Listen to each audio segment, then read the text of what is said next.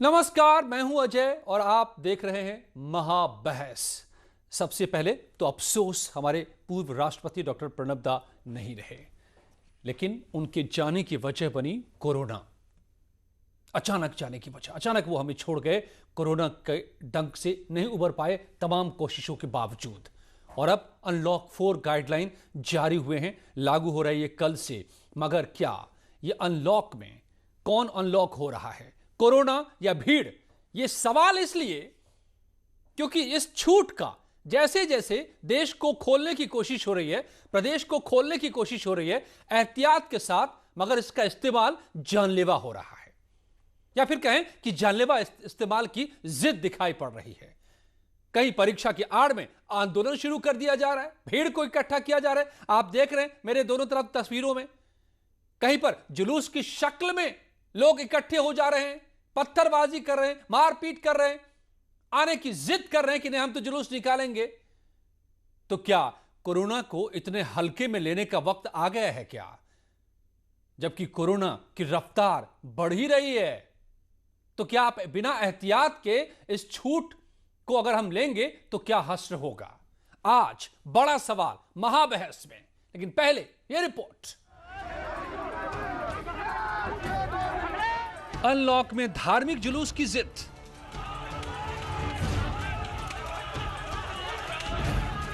जनता के मुद्दों का, समाज के मुद्दों को उठाना और उनकी सरकार तक उस बात को ले जाना लोकतांत्रिक तरीके से अपराध है क्या? जिस तरह से पुलिस ने लाठी बरसाई समाजवादी के ऊपर में, मार के सर फोड़ दिया, कमाल है। तानाशाही चल रही है लोकतंत्र उत्तर प्रदेश के अंदर में, उत्तर प्रदेश के अंदर में तानाशाही सरकार चल रही है, लोकतंत्र की हत्या हो रही है। परीक्षा की आड़ में आंदोलन की भीड़।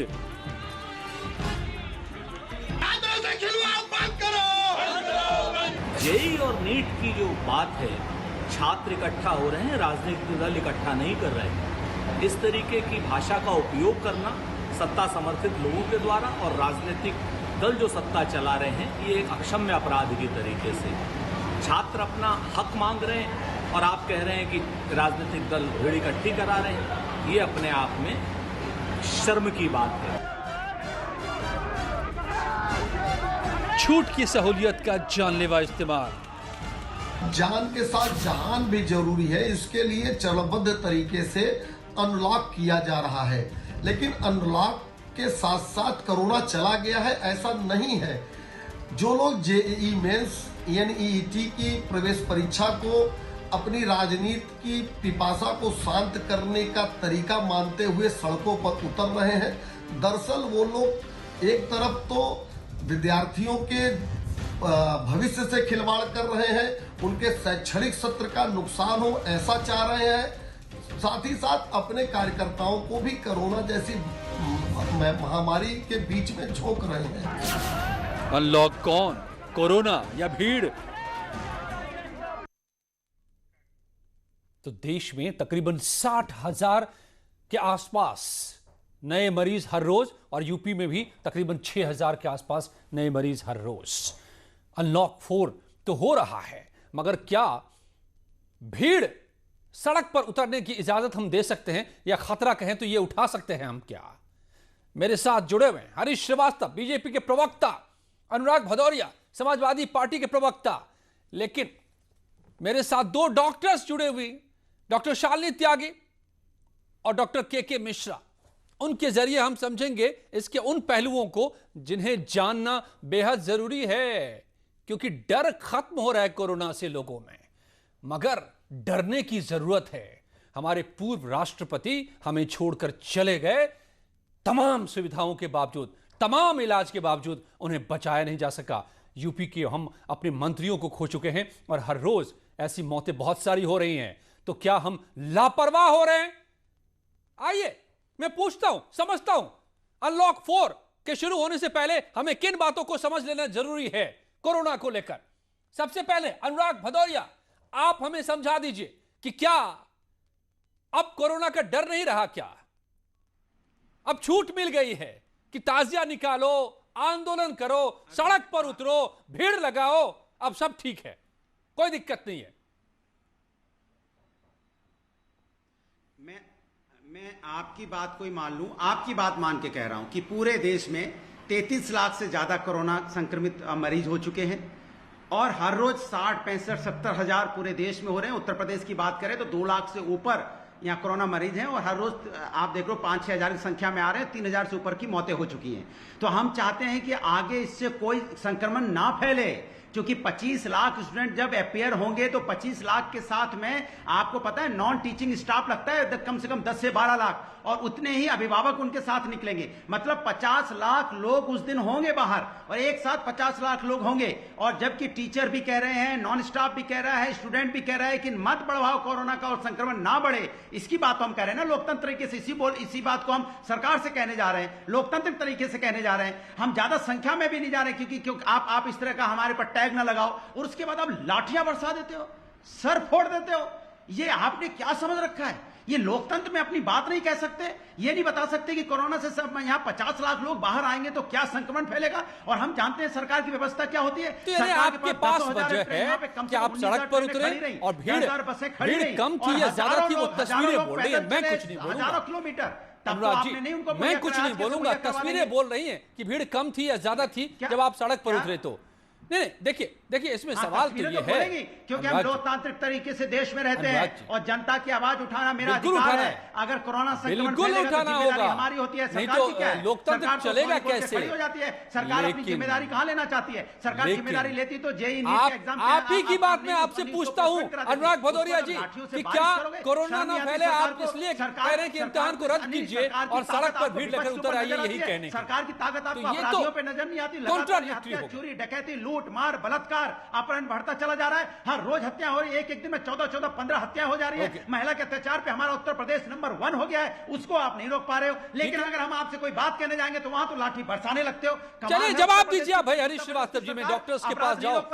लेकिन हम रियल सिचुएशन को समझने के लिए उससे पहले आप जवाब दीजिए। लाठी बरसातों का शर्म आनी चाहिए, शर्म आनी चाहिए। मुझे लगता है इस शर्म के मारे सरकार को डूब मरना चाहिए, शर्म के मारे कि सरकार लाठियां बरसाती है, सर फोड़ देती है, अपने लोगों का खून बहा रही है वो, अपने लोगों का। ठीक है, जवाब हरीश श्रीवास्तव जी, जवाब। नहीं आए थे हम लोग जब क्या अनलॉक की छूट महंगी साबित हो रही है? रोकने के लिए क्या अनलॉक की छूट का गलत इस्तेमाल हो रहा शुरू हो गया? समाजवादी लोग पहले से प्रदेश में अराजकता फैलाने के लिए पहले से मशहूर रहे हैं। और आप क्या और करते ये हैं? बहुत ही निंदनीय है कि माननीय उच्चतम न्यायालय के आदेश की अवहेलना करना, छात्रों के नाम पे समाजवादी पार्टी अपनी राजनीति चमकाना चाहती है।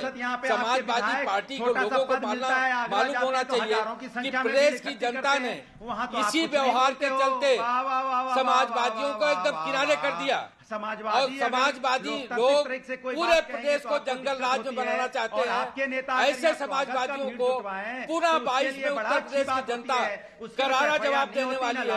अनुराग भदौरिया जी सुन लीजिए, आप जैसे अराजक लोगों को प्रदेश की जनता ने 3 बार जवाब दिया है और पुनः 22 में और 24 में जवाब देगी। आपको घर बैठा दिया है, उसके बावजूद आप छात्रों की राजनीति पे अपनी राजनीति चमकाने से बाज नहीं आते, अपने कार्यकर्ताओं की जिंदगी के साथ खिलवाड़ करने से बाज नहीं आते। कम से कम अपने तो कार्यकर्ताओं की जिंदगी के साथ खिलवाड़ नहीं कीजिए। संविधान के कानून को सर्व करिए, समाजवादी सर्व करें, समाजवादी शर्म करें,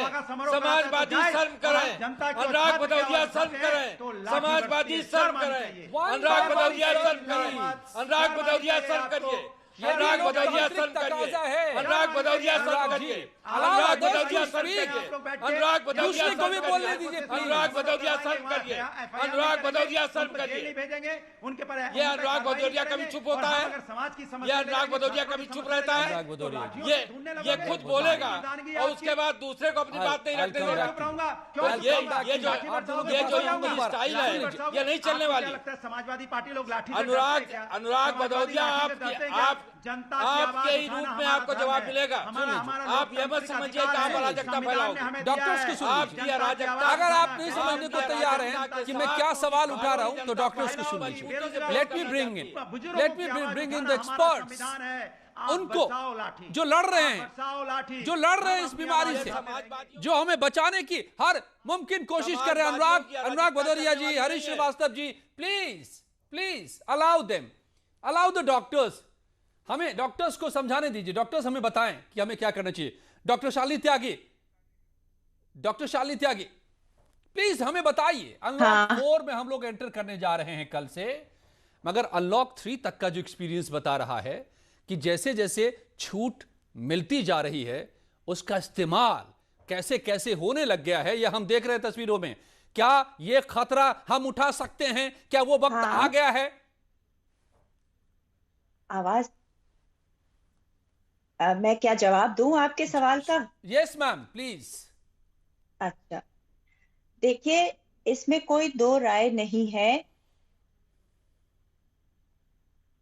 इसमें कोई दो राय नहीं है कि जब जहां पे बहुत लोग इकट्ठा होंगे उससे कोरोना वायरस का संक्रमण बढ़ेगा, नंबर ऑफ इन्फेक्शन रेट्स बढ़ेंगे, इसमें कोई दो राय नहीं है। लेकिन ये कहने के बाद मैं आपको एक बात और बताती हूँ। जब हम बच्चों की हेल्थ की बात करते हैं तो हेल्थ में सिर्फ इन्फेक्शन प्रिवेंशन एक एस्पेक्ट होता है उस हेल्थ का। इस वक्त जो टीनेजर्स इतने टाइम से जो प्रिपेयर कर रहे हैं, जो स्ट्रेस उसके साथ एसोसिएटेड है, प्लस अगर हम नीट परीक्षा नहीं करते हैं अगले साल जब 2 बैचेस एक साथ आ जाएंगे, उसका जो स्ट्रेस है, इसको बैलेंस करके ही कोई भी निर्णय लेना चाहिए। तो नीट परीक्षा देने के समय में कोरोना का संक्रमण प्रिवेंट करने की जिम्मेदारी सिस्टम की, अनुशासन की तो है ही कि वो proper thermal checkings, proper distancing, mask वगैरह का बच्चे पहने, इसका ध्यान रखें। एट द सेम टाइम वो पेरेंट्स की और बच्चों की खुद की भी रहेगी। अगर ये जिम्मेदारी दोनों तरफ से ठीक से निभाई जाए तो ही हम number of infections, corona virus cases increase को कंट्रोल में रखकर एट द सेम टाइम बच्चों को एक अपॉर्चुनिटी दे सकते हैं कि वो अपना नीट की परीक्षा कर रहे हैं, जिसके समय जिसके लिए वो काफी स्ट्रेस्ड हैं।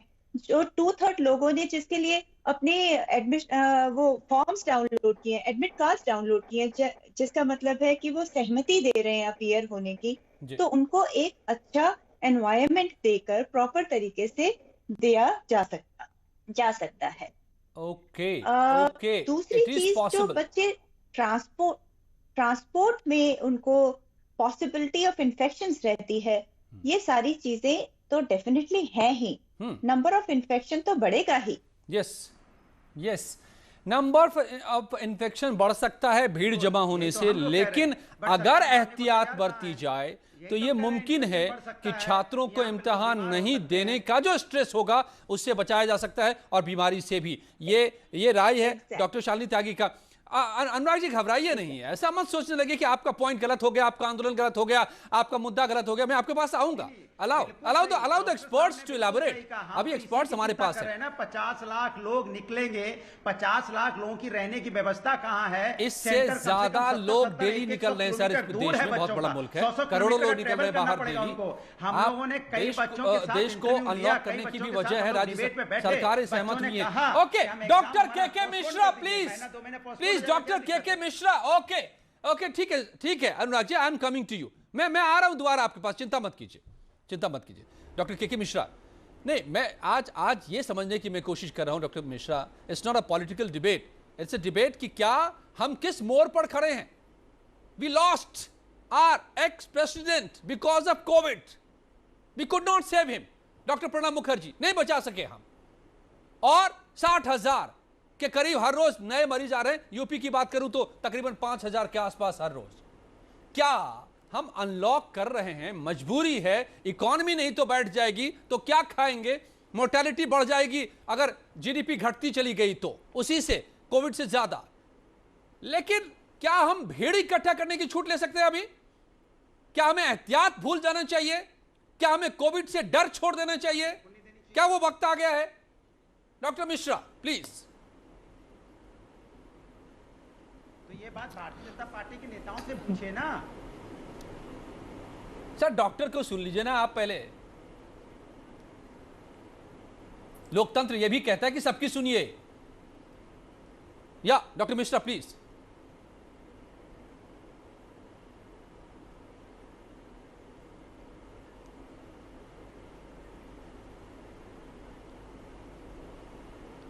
Can you here?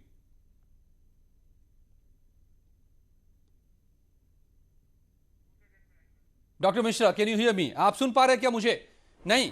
Doctor Shalini Tyagi, you reply. आपको आपके पॉइंट ऑफ व्यू से अनुराग भदौरिया जी को कुछ प्रॉब्लम है।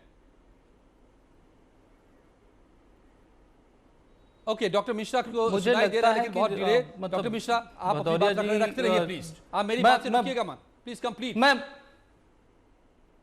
मैं ये कहना चाहता हूं कि जिस तरीके से अनुराग जी बात कर रहे हैं कि बच्चों का एग्जाम, जो पॉइंट ऑफ व्यू मैं ले पा रहा हूं वो ये चाहते हैं कि बच्चों का एग्जाम ना हो।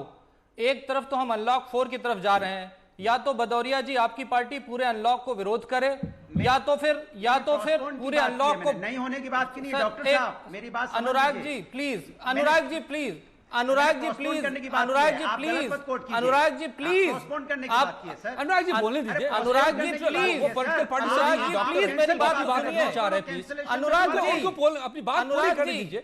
आपको मैंने पूरा मौका दिया था, उनको भी मौका दिया था बोलने का भाई। हमारा अनुराग जी प्लीज, वो कह रहे हैं कि हम अनुराग जी सुन तो लीजिए की बात कर रहे हैं। हम लोग एग्जाम खत्म की बात नहीं कर रहे हैं।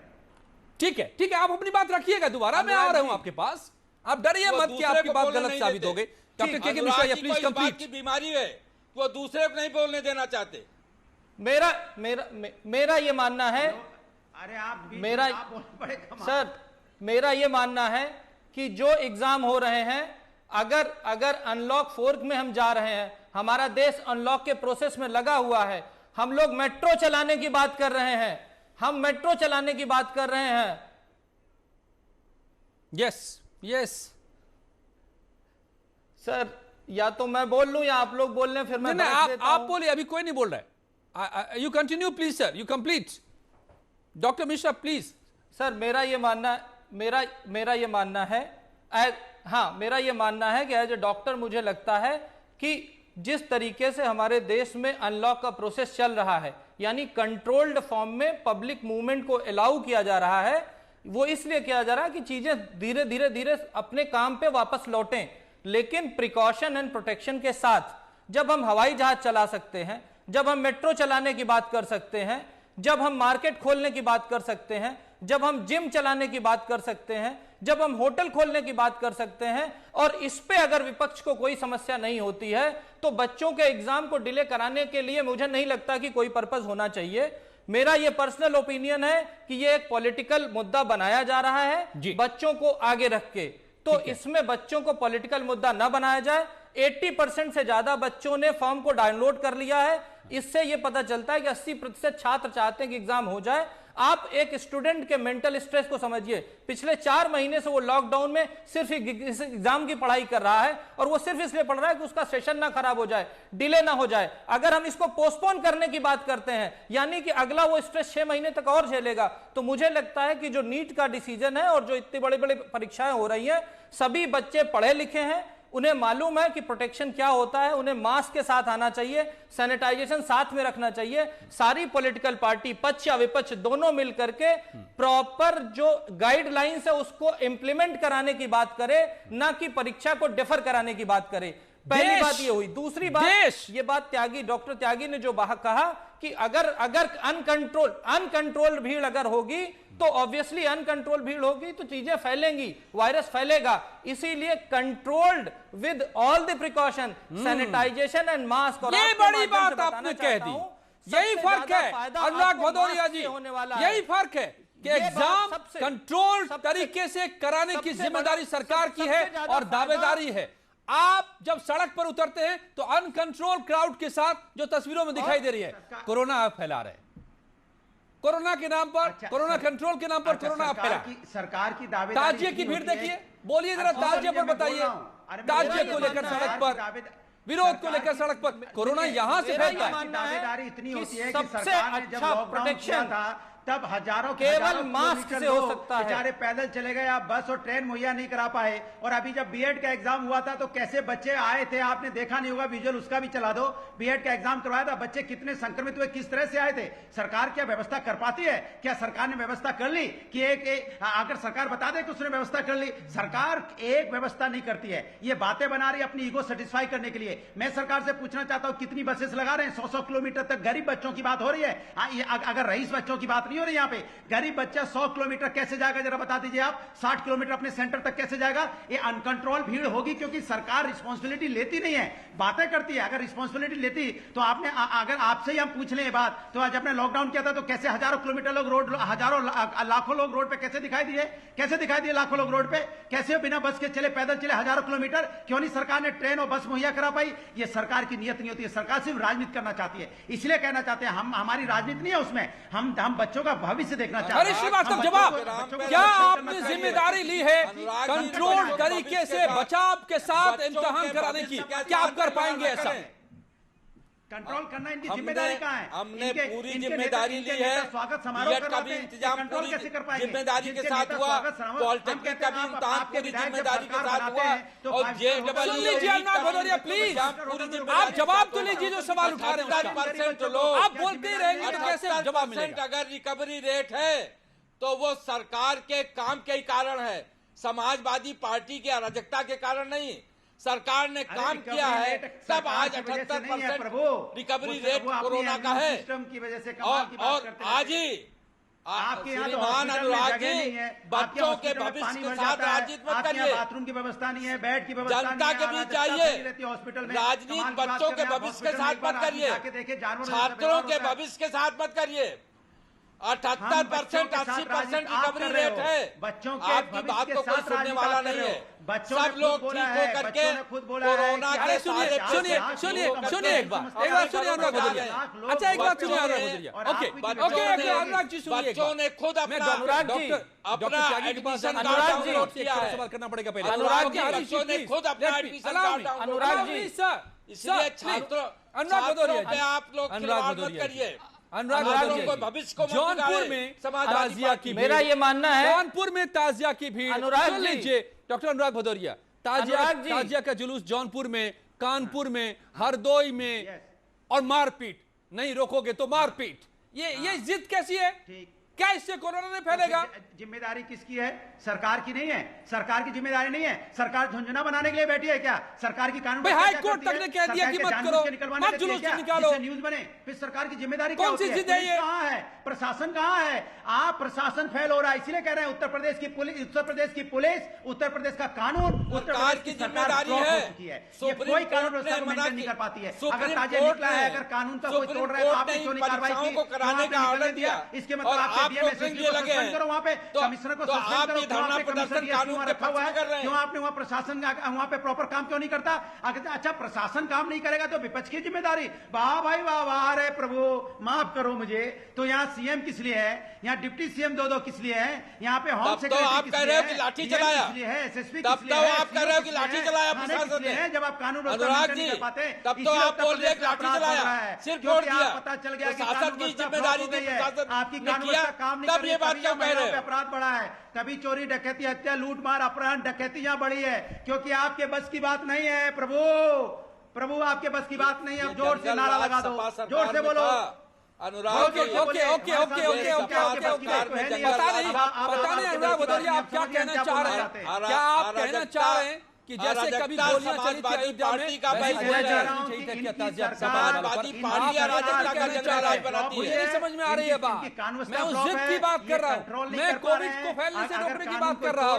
डॉक्टर त्यागी इस जिद को कैसे रोकेंगे हम? सरकार कैसे कोविड फैलने? हम तो जिद्दी बने बैठे हैं कि हम तो भीड़ लगाएंगे। पॉइंट अनुराग जी से भी बोलना चाहूंगी, ये बहुत इम्पोर्टेंट चीज है जो हमारे अनुराग जी को समझनी होगी, जो सारे पॉपुलेशन को समझनी होगी, आम आदमी को समझनी होगी कि कोरोना वायरस जो है वो एक बड़ी बीमारी है जो सारे देश में फैली हुई है, और इसको रोकने के लिए दोनों ही चीजें, जो गवर्नमेंट है, सिस्टम है, वो इम्पोर्टेंट है, उतना ही इक्वली इम्पोर्टेंट है नॉर्मल पब्लिक को रिस्पॉन्सिबल होना।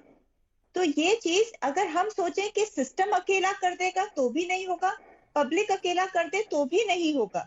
इस चीज के लिए जो हमारे पब्लिक नेता हैं वो उनको, उनके जो फॉलोअर्स हैं, जो उनको जानते पहचानते हैं, उनके ये इंफॉर्मेशन फैलाएं कि उनको वो किस तरह से बचें, कि वो अपना डिस्टेंस कैसे मैनेज करें, अपना हैंड वॉशिंग कैसे करें। वो भी इक्वली रिस्पॉन्सिबिलिटी से अगर एक एक सिटीजन काम करेगा तो ही हम इसको रोक पाएंगे। सिर्फ और सिस्टम, ऑफ कोर्स जो गवर्नमेंट सिस्टम्स हैं कि आपने अगर नीट की परीक्षा करनी है तो उस सेंटर में कम लोग हो, उसकी डिस्टेंसिंग हो, वो सारा, उसके ट्रांसपोर्ट की थोड़ा बहुत जिम्मेदारी दोनों की तरफ से ही जब अगर कंट्रीब्यूशन होगा तो ही हम नीट की परीक्षा भी अच्छे से ले पाएंगे और हम कोरोना का संक्रमण भी फैलना रोक पाएंगे। ये एक तरफा ये काम समाजवादी पार्टी का बहाना उतार दीजिए आप। अरे डॉक्टर साहब, यही तो मैं समझा रहा हूँ कि बीजेपी के नेता स्वागत समारोह करवा रहे हैं, रैलियां करवा रहे हैं, बोले जा रहे हैं, सरकार बनाने के लिए विधायकों को खरीद फरोख्त कर रहे हैं, अनुराग जी ये कोई तरीका होता है क्या? बरसाते हैं, ये कोरोना फैलेगा इससे, यही तो मैं समझाना चाहता हूँ। ये डॉक्टर साहब आप भी इनको समझाइए, नहीं समझ रहे हैं, यही इनको समझाने की कोशिश कर रहे हैं कि बातें नहीं सुनना चाहते होगी तो भी दिक्कतें होंगी। हम तो कोरोना को बचाने की, अनुराग जी मैं कोरोना का संक्रमण डेफिनेटली फैलने से रोकना चाहती हूँ, पर मैं उन बच्चों के साथ भी हूँ जो जिन्होंने इतने समय से प्रिपरेशन किया है। आप एक टीनेजर के माँ बाप से पूछिए उनकी मेंटल हालत क्या होती है जब वो देश और दुनिया के 150 बड़े शिक्षाविदों ने चिट्ठी लिखी है प्रधानमंत्री को। डॉक्टर अनुराग भदौरिया सुन लीजिए, आप तो पढ़े लिखे व्यक्ति हैं, IIM से पास आउट हैं। देश और दुनिया के 150 अकेडमिशियंस ने चिट्ठी लिखी है कि एग्जाम मत रोकिए, कराइए एग्जाम, नहीं तो बच्चों का भविष्य खराब होगा। डॉक्टर के मिश्रा, मगर ताजिया निकालने की जिद, आंदोलन करने की जिद, भीड़ बनाने की जिद हमें कहां ले जाएगा अनलॉक 4 में?